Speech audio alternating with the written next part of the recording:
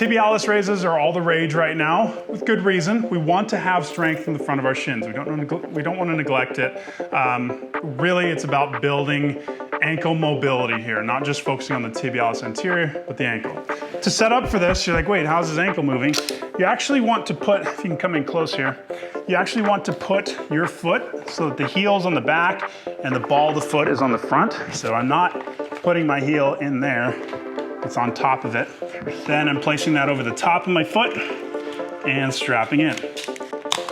From here, keeping this leg straight is going to amplify the intensity of this exercise. Obviously, you're building strength in the hip flexor and quad as well.